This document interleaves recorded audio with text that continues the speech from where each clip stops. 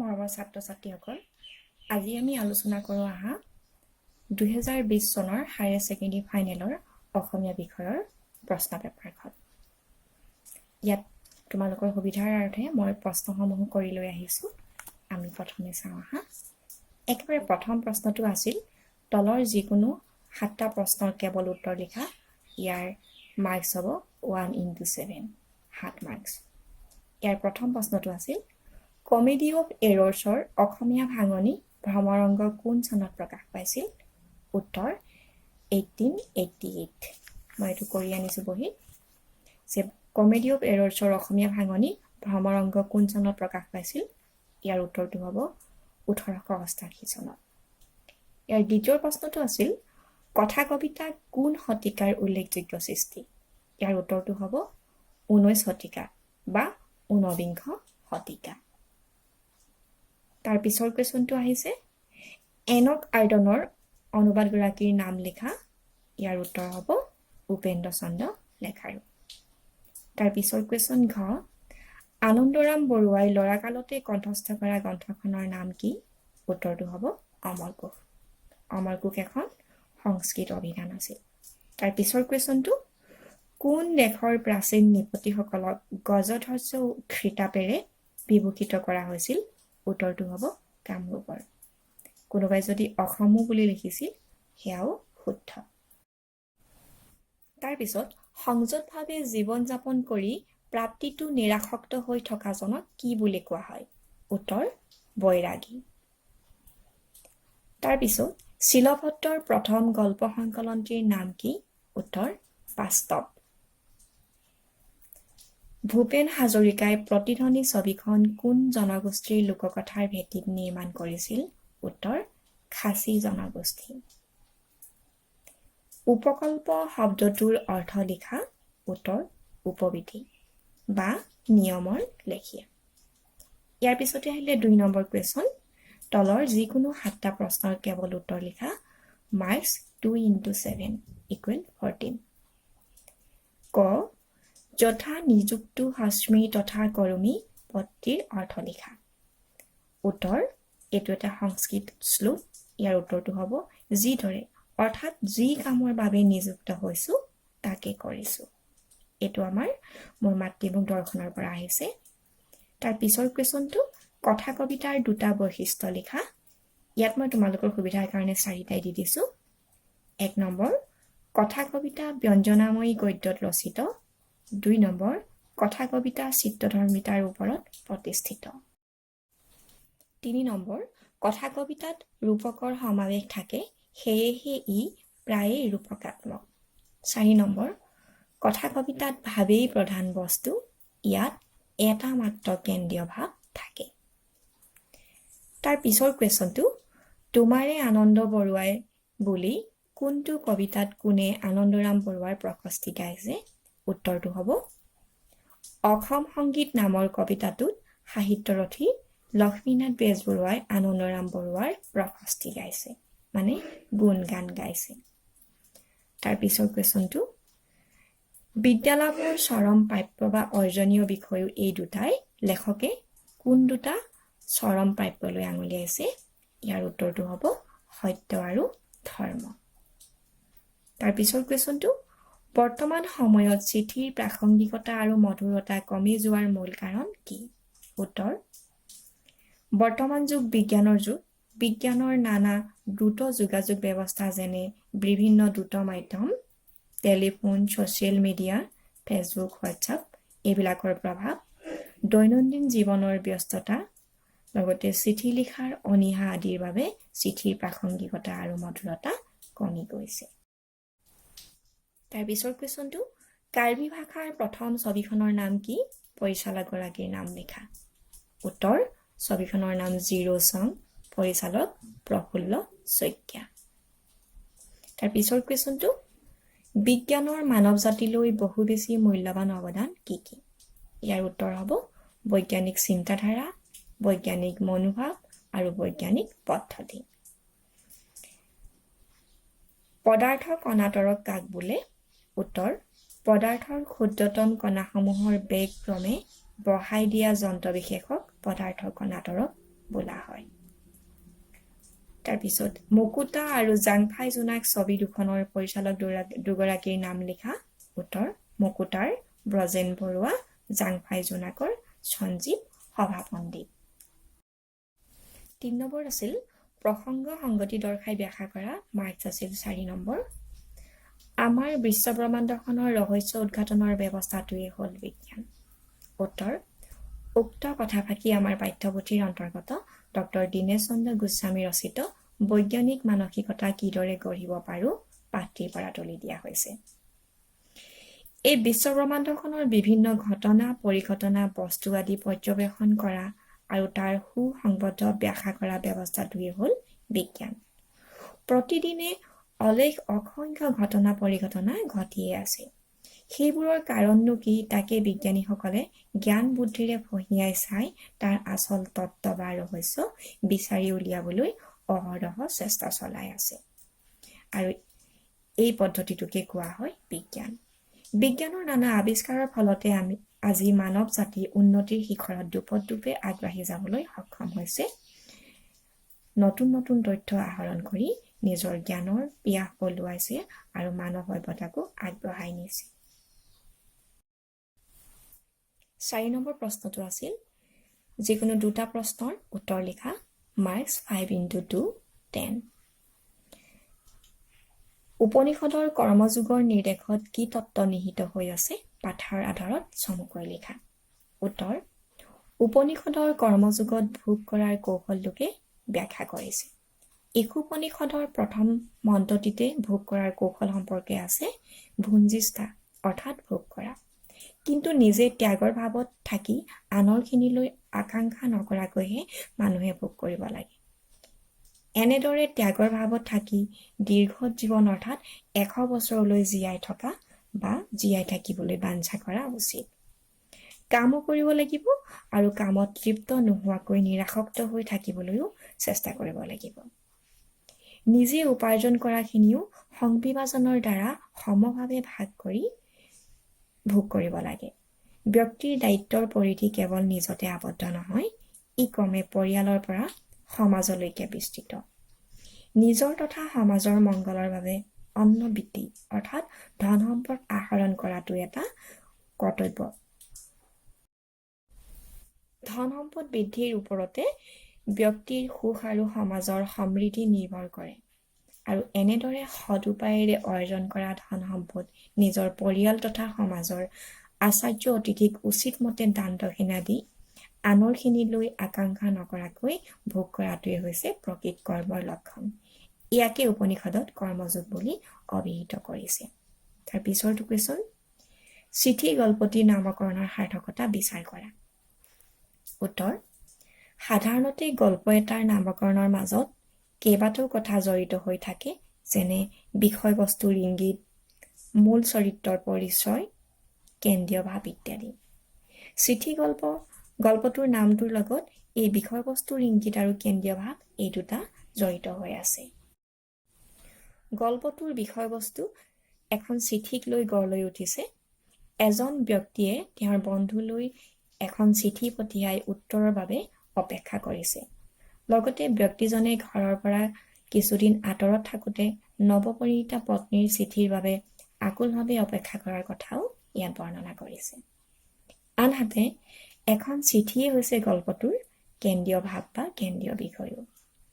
ভূদেৱ চৌধুৰীয়ে বন্ধু প্ৰশান্ত শৰ্মালৈ প্ৰেৰণ কৰা চিঠিখনক কেন্দ্ৰ কৰি দুখন ঘৰত উৎকণ্ঠা আৰু আনন্দৰ সৃষ্টি হৈছে।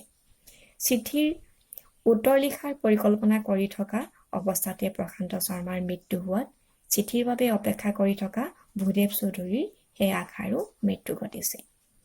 বন্ধুৰ মৃত্যুৰ খবৰ ল'বলৈ যোৱা ভূদেৱ চৌধুৰীক সকলোৱে সেই চিঠিখনৰ কথাকে কৈছে। এনেদৰেই দেখা যায় যে চিঠি গল্পটিৰ নামকৰণ সাৰ্থক হৈছে। 5 নম্বৰ, তলৰ যিকোনো 5টা প্ৰশ্নৰ কেৱল উত্তৰ লিখা। এইখিনি কবিতাৰ পৰা আহিছে। ক মাধৱদেৱে ৰামায়ণৰ কোনটো কাণ্ড ভাঙনি কৰিছিল? উত্তৰ হ'ব আদি কাণ্ড। ৰামায়ণত 7টা কাণ্ড আছিল, ইয়াৰে প্ৰথমটো হৈছে আদি কাণ্ড। তাৰ পিছৰ কুৱেশ্যনটো, এই কুৱেশ্যনটো অকণমান পাজুল বুলি ভাবোঁ। প্ৰশ্নটো আহিছিল এনেধৰণে যে তোমাৰ পাঠ্যপুথিৰ অন্তৰ্গত কোনগৰাকী কবি জোনাকী কাকতৰ সৈতে জড়িত নাছিল। আচলতে কোনগৰাকী কবি বুলি ক'লে কুৱেশ্যনটো অকণমান ভুল হয়। লগত থাকিব লাগিছিল জোনাকী যুগৰ কোনগৰাকী কবি, তেতিয়াহে সঠিক উত্তৰ হয়। ইয়াৰ উত্তৰটো হ'ব মফিজুদ্দিন আহমদ হাজৰিকা। গ বিশ্বদীপা শীৰ্ষক জীৱনীমূলক গ্ৰন্থখনৰ ৰচক কোন? উত্তৰ নলিনীবালা দেৱী। ঘ জ্যোতিপ্ৰসাদ আগৰৱালাই ইন্দ্ৰমালতী কথাছবিখন কোন চনত নিৰ্মাণ কৰিছিল? ইয়াৰ উত্তৰ 1939 চনত। কাঠমিস্ত্ৰীৰ ঘৰ কবিতাটি প্ৰথম ক'ত প্ৰকাশ হৈছিল?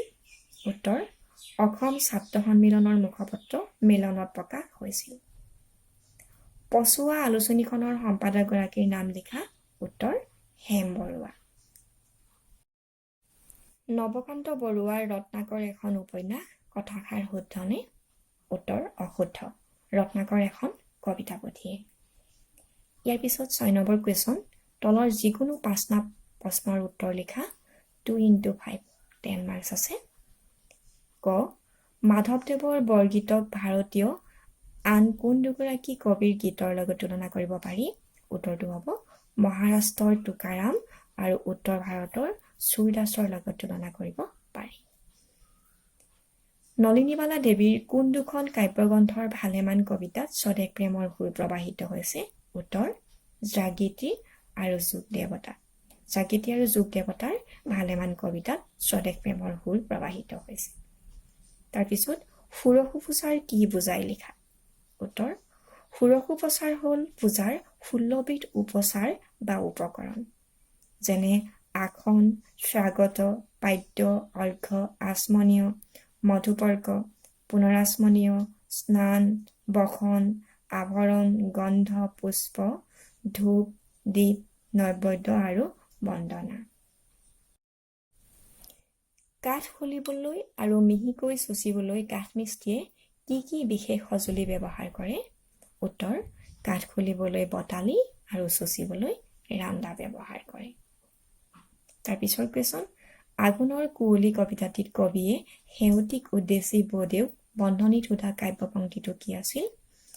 ইয়াৰ উত্তৰটো আছিল বৌদেউ, আপুনি যে কৈছিলে সেউতীৰ কথা, মোৰ কথা সেউতীক কৈছিলে জানো।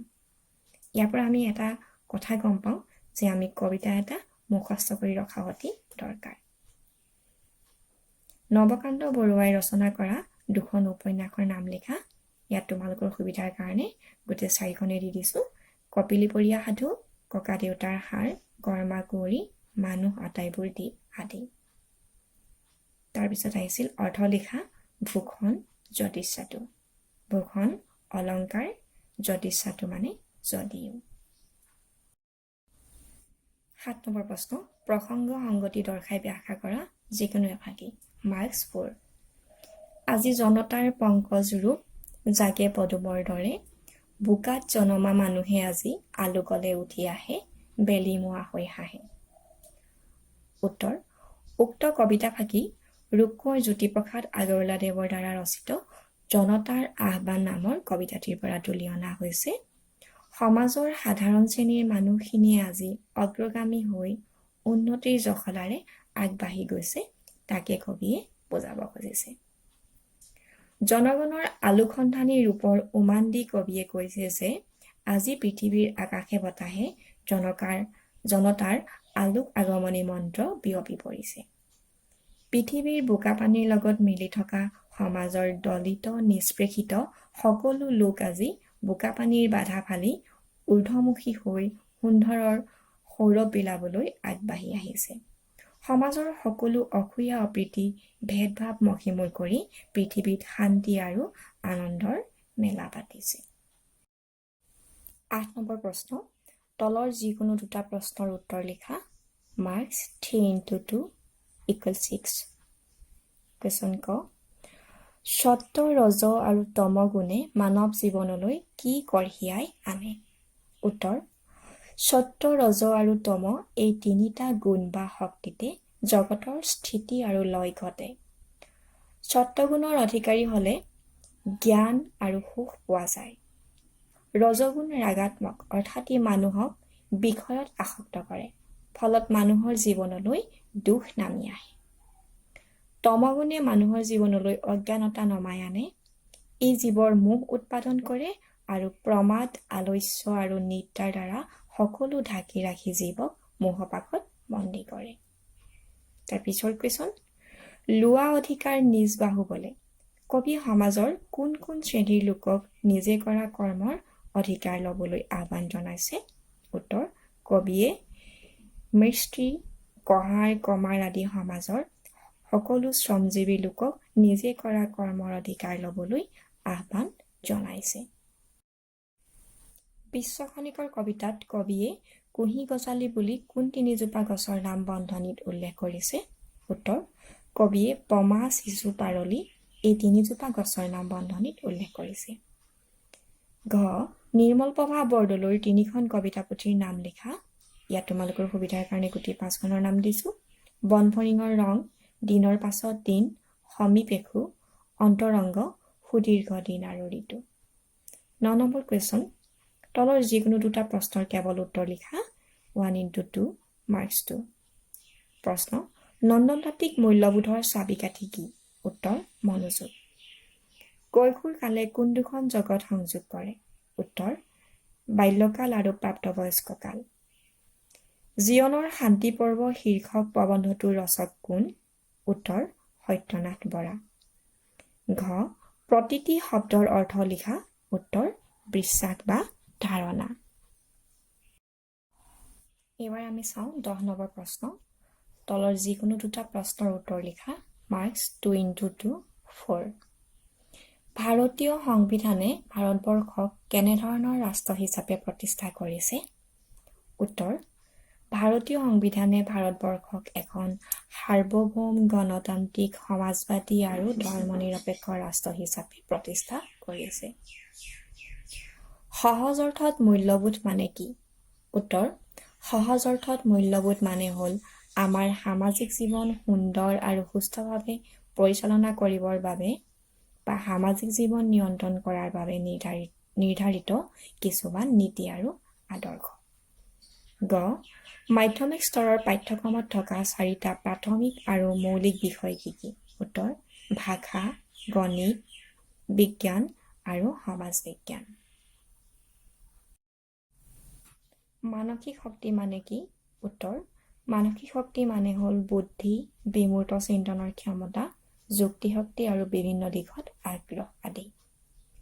11 নম্বৰ প্ৰশ্ন, তলৰ যিকোনো এটা প্ৰশ্নৰ উত্তৰ লিখিবা। মাৰ্কছ 4। ভাৰতীয় দৰ্শনত মূল্যবোধ সম্পৰ্কে চমুকৈ লিখা। উত্তৰ, ভাৰতৰ প্ৰাচীন শিক্ষা ব্যৱস্থা আছিল মূল্যবোধ আধাৰিত। মূল্যবোধ হৈছে আমাৰ সামাজিক জীৱন সুস্থভাৱে পৰিচালনা কৰিবৰ বাবে নিৰ্ধাৰিত কিছুমান নিৰ্দেশিকা, নীতি আৰু আদৰ্শ। ভাৰতীয় সংস্কৃতিত মূল্যবোধৰ চিন্তা যথেষ্ট প্ৰাচীন। ভাৰতীয় দৰ্শন হৈছে মূল্যবোধৰ দৰ্শন। ভাৰতীয় দৰ্শনে মূল্যবোধক 4টা শ্ৰেণীত ভাগ কৰিছে: ধৰ্ম, অৰ্থ, কাম আৰু মোক্ষ। ধৰ্ম হৈছে নৈতিক মূল্যবোধ, যিয়ে মানুহক কৰ্তব্য সম্পৰ্কে সকীয়াই দিয়ে। এই মূল্যবোধক আন দুটা মূল্যবোধ অৰ্থ আৰু কামতকৈ শ্ৰেষ্ঠ বুলি বিবেচনা কৰা হয়। অৰ্থ আৰু কামক পৰিচালিত কৰিব লাগে ধৰ্মই অৰ্থাৎ নৈতিকতাই। ভাল বেয়াৰ মাজৰ বিচাৰ বিবেচনা অৰ্থাৎ কোনটো ভাল কোনটো বেয়া সেই পাৰ্থক্য নিৰ্ণয় কৰে ধৰ্মই। আনটো মূল্যবোধ মুখ্য হৈছে মানুহৰ জীৱনৰ চৰম উদ্দেশ্য লাভৰ উপায়, যিটো মানুহে আত্মবোধৰ দ্বাৰাহে উপলব্ধি কৰিব পাৰে। এই 4টা মূল্যবোধৰ উপৰিও ভাৰতীয় জীৱন দৰ্শন প্ৰতিষ্ঠিত হৈছে আৰু 3টা প্ৰধান মূল্যবোধৰ ওপৰত। সেইকেইটা হৈছে সত্যম, শিৱম আৰু সুন্দৰম। এইকেইটাক মূল্যবোধৰ ত্ৰিনীতি বুলিও কোৱা হয়। ভাৰতীয় মূল্যবোধৰ আন এক অভিনৱ সংযোজন হৈছে অহিংসা। অহিংসা পৰম ধৰ্ম এই আপ্তবাক্যষাৰে আমাৰ সামাজিক জীৱন তথা ধৰ্মীয় জীৱনত এক অন্যতম স্থান দখল কৰিছে। 11 নম্বৰ খ, কিশোৰ-কিশোৰীৰ মনৰ আটাইতকৈ গুৰুত্বপূৰ্ণ বৈশিষ্ট্য হ'ল পৰিস্থিতিৰ সংঘাত ব্যাখ্যা কৰা। ইয়াৰ উত্তৰটো হ'ব, কিশোৰ-কিশোৰীৰ মনৰ আটাইতকৈ গুৰুত্বপূৰ্ণ বৈশিষ্ট্য হ'ল পৰিস্থিতিৰ সংঘাত। এই সংঘাত কৈশোৰ মনত আহি পৰে বিভিন্ন বিপৰীত ভাৱাপন্ন অনুভূতিৰ প্ৰভাৱত। সমাজৰ ভাল বেয়া উচিত অনুচিত কৰণীয় বৰ্জনীয় এইবোৰ ধাৰণা নিজৰ মনৰ লগত নিমিলিলে কিশোৰ কিশোৰীয়ে এক ধৰণৰ মানসিক সংঘাতত ভোগে। নৈতিকতাবোধ মূল্যবোধ সামাজিক দায়বদ্ধতা আদি আদৰ্শৰ বাস্তৱ জগতৰ লগত অমিলখিনি কিশোৰ কিশোৰীয়ে নিজৰ চিন্তা বুদ্ধি বা বিচাৰ বিবেচনাৰে ফঁহিয়াই চাব নোৱাৰে।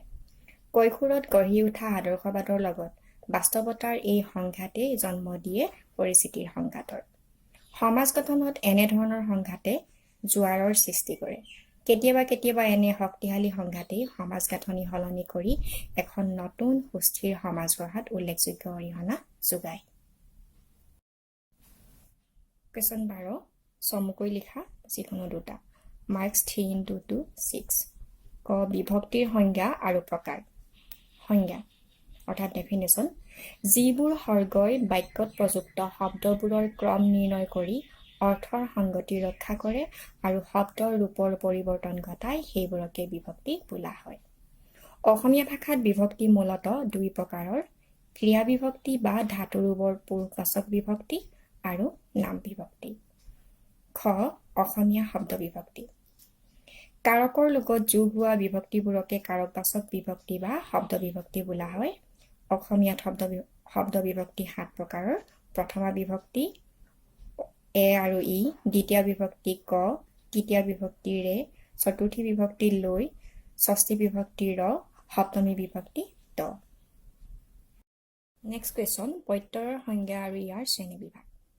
শব্দ সাধনৰ সৰ্গবোৰকে প্ৰত্যয় বোলা হয়।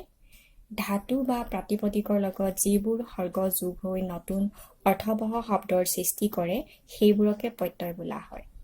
অসমীয়া ভাষাত প্ৰধানকৈ দুটা ভাগত প্ৰত্যয়সমূহক ভাগ কৰা হৈছে, পূৰ্ব প্ৰত্যয় আৰু পৰ প্ৰত্যয়। পূৰ্ব প্ৰত্যয় উপসৰ্গবোৰেই হ'ল পূৰ্ব প্ৰত্যয়, যেনে বে, বেদখল, আও, আওমৰণ, অনা, অনা অসমীয়া, অনা, অনাহক। তাৰপিছত আহিল পৰ প্ৰত্যয়। পৰ প্ৰত্যয় বা পৰসৰ্গ দুই প্ৰকাৰৰ, কৃত প্ৰত্যয় আৰু তদ্ধিত প্ৰত্যয়। 12 নম্বৰ ঘ তদ্ধিত প্ৰত্যয় সংজ্ঞা আৰু উদাহৰণ। নাম শব্দ বা প্ৰাতিপদিকৰ পিছত যোগ হৈ নতুন অৰ্থবহ শব্দ সৃষ্টি কৰা প্ৰত্যয়সমূহকে তদ্ধিত প্ৰত্যয় বোলা হয়। উদাহৰণস্বৰূপে ধান যোগ অনি, ধাননি, খেত যোগ ই, খেতি, ৰস যোগ আল, ৰসাল, সাধু যোগ তা, সাধুতা আদি। ইয়াৰ পিছত 13 নম্বৰ কুৱেশ্যন তলৰ যিকোনো 6টা শব্দত যোগ হোৱা প্ৰত্যয়বোৰ ভাঙি ক্ৰি প্ৰত্যয় যোগ হৈছে লিখা। 1:6। ৰণুৱা, ৰণ যোগ উৱা, তদ্ধিত প্ৰত্যয়। জিৰণীয়া, জিৰা যোগ অনিয়া, কৃত প্ৰত্যয়। মগনিয়াৰ, মাগ যোগ অনিয়াৰ, কৃত প্ৰত্যয়। উজনি, উজা যোগ অনি বা উজ যোগ অনি, কৃত প্ৰত্যয়। পতিয়ন, প্ৰত্যয় যোগ অন, তদ্ধিত প্ৰত্যয়। বেগাই, বেগ যোগ আই, তদ্ধিত প্ৰত্যয়। সাধুতা, সাধু যোগ তা, সাধুতা, তদ্ধিত প্ৰত্যয়। গাঁও যোগ অলিয়া, গাঁৱলীয়া, তদ্ধিত প্ৰত্যয়। খেতি, খেত যোগ ই, তদ্ধিত প্ৰত্যয়। 14 নম্বৰ তলত দিয়া জতুৱা ঠাঁচবোৰৰ অৰ্থ লিখি একোটাকৈ বাক্য ৰচনা কৰা। যিকোনো 4টা। 2 × 4 = 8। ধৌতে খৰমৰা। ইয়াৰ অৰ্থ হৈছে ব্যস্ততাৰ মাজতে সময় উলিওৱা। ৰীমাই চাকৰিৰ ব্যস্ততাৰ মাজতো ধৌতে খৰ মাৰি নিজৰ গান গোৱা চখটো বৰ্তাই ৰাখিছে। কাণ বাগৰা। আনৰ মুখেৰে শুনা। কাণ বাগৰা কথাত বিশ্বাস কৰিব নালাগে। গুৰ মাৰি গংগাত পেলোৱা। অপকাৰ কৰিবলৈ গৈ উপকাৰ কৰা। ৰহিমে ৰামক ঘৰৰ পৰা উলিয়াই দি গুৰ মাৰি গংগাতহে পেলালে, কাৰণ ৰাম ওলাই যোৱাৰ পিছতে অহা ভূমিকম্পটোত ৰহিমৰ ঘৰটো ভাগি পৰিছিল। শালৰ মাজত শিঙি, কাৰো লগত মিলিব নোৱাৰা লোক। বীৰেন ঘৰখনৰ শালৰ মাজত শিঙিৰ দৰে, কাৰো লগত মিলিজুলি থাকিব নাজানে। চকুৰ মণি, অতি মৰমৰ। নিজৰ সন্তান সকলো পিতৃ মাতৃৰ বাবে চকুৰ মণি স্বৰূপ। পেটে ভাতে খা, কোনোমতে খাই বৈ থকা। পৰিয়ালৰ একমাত্ৰ উপাৰ্জনকাৰী দেউতাকৰ মৃত্যুৰ পিছত জয়ন্তহঁতৰ ঘৰখনে কোনোমতে পেটে ভাতে খাই জীয়াই আছে। নাদৰ ভেকুলী, বাহিৰৰ খা খবৰ নজনা মানুহ নাদৰ ভেকুলী হৈ সি কি দেশৰ খবৰ ৰাখিব পাৰিব। সোণৰ হোলেং বহুমূলীয়া বস্তু। ককাকৰ দিনৰ আচবাবখিনি ৰমেনৰ বাবে সোণৰ হোলেঙৰ দৰে বৰ আদৰ যত্নত ৰাখিছে সি।